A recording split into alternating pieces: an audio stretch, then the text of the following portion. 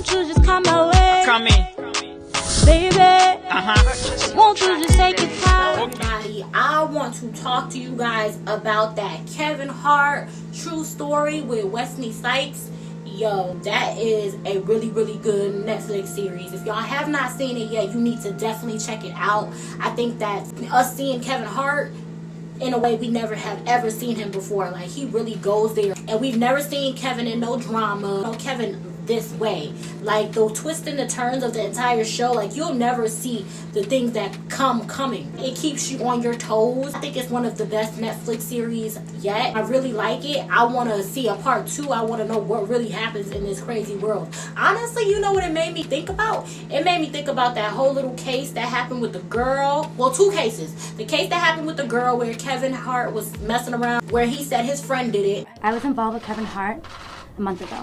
She and Hart were secretly videotaped getting intimate in a room at the Cosmopolitan Hotel in Las Vegas. Kevin Hart, he allegedly has been betrayed by a very good friend of his. Who was at his bachelor party. They hung out together. They partied together, They did movies together. And then it made me think about the case where he did a hit and run and his friend was really hurt in a car accident. He ran, fled the crime scene. Kevin Hart's vintage muscle car careened off an LA road. The bystander saying he saw the driver get out of the car. Only Hart left the scene to his nearby residence to get medical attention.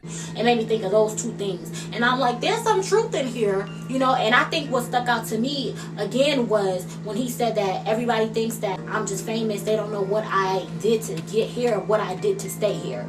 And there is a price to fame. There's always a price. You pay a price each time something great happens in your life, I think. You get people that love it and people that dislike it. And you have to kind of give up essentially a part of yourself for any happiness that you have, and it comes with some sadness as well. It's not all glitz and glamour and all the greats. So I love that, and I kind of like the underlying tone. And yep, this is a spoiler alert of his brother having all this negative to do. Like his brother planned this entire thing out for people to get killed. His brother kind of set him up to be in a messed up situation, all because of greed, because his brother was greedy and envious of what he had, or envious of the kind of publicity he had of him being famous. And he talks about himself being a comedian in this show. He talks about himself being called the kid and him freezing on stage, and it's like, it's very relatable. It's like Kevin Hart but not Kevin Hart, and that's what makes me think this is kind of underlined about his story. Like, we always say something's going on with Kevin, we don't ever know what's up, and he always rubs people the wrong way. Well, the character in the show,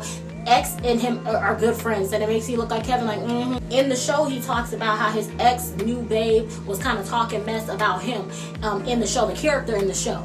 And that made me think like, okay, so did Tory babe talk mess about you? Did Tory babe had you feeling some type of way? Did Tory babe, like, it makes you really think. Like, I really think that this is kind of Kevin Hart's story. It's no coincidence that Kevin Hart and this character have so much in common. I think he's trying to tell us something about his life, and he played this role too good. And y'all know I'm hard on Kevin. Kevin is not good enough an actor to be able to play this role the way he did. That's what makes me think this is his life, because he played it too well. Like, he killed his brother. Yep, he killed his brother. He just pretended the whole way through. Like, I'm telling y'all, if y'all have not seen anything, y'all definitely need to check out True Story on Netflix. It's amazing. Now, this is the realest character of the entire movie. Like, he was a fan, and he really loved Kevin Hart. In the movie, Kevin Hart plays the kid. He really loved Kevin Hart, and he held it down. Like, he knew Kevin Hart killed them people, and he ain't say nothing. He was really down for him, and he was an upstanding guy. And the way this man died, like, was in, like, my entire feelings was messed up, because, like, I was, like, down for him the entire show. His brother killed him, and I'm so upset because the man, like, before he left, he said, don't be a burden onto your brother. Then he died, and it was just so depressing. Like, he took an L for the guy. Like, he really loved Kevin Hart in this show, and it just reminded me of how amazing fans are, how you need fans. Fans are there to keep your name alive. They are there to keep you popping. They are there to keep you relevant. So yeah, this guy was amazing in the movie. Absolutely amazing.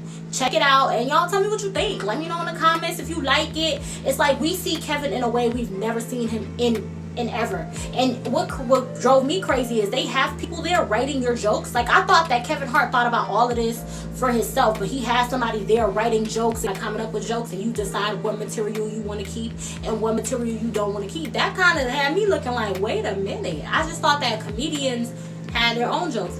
For me, it defeats the purpose of being funny. If somebody else is writing your jokes, then how are you funny? Or how, you know what I mean, to decide what jokes to pitch. I don't know. I just necessarily didn't like that part of it, because I was just like, makes you think that people are not as funny as they claim. You think somebody's just hilarious, when in actuality they have a group, a team keeping them funny, a background, like a ghostwriter for like a musician, like a ghostwriter coming up with all of it, and the musician gets all the credit. It's one of those things with comedy, and it kind of opened my eyes, because I didn't know comedians really had that, you know. And this character just had too much similarities to Kevin Hart. I don't care what he say, there's some parts that's about him up in this. But true story, I think it's a really dope movie. Y'all should check it out.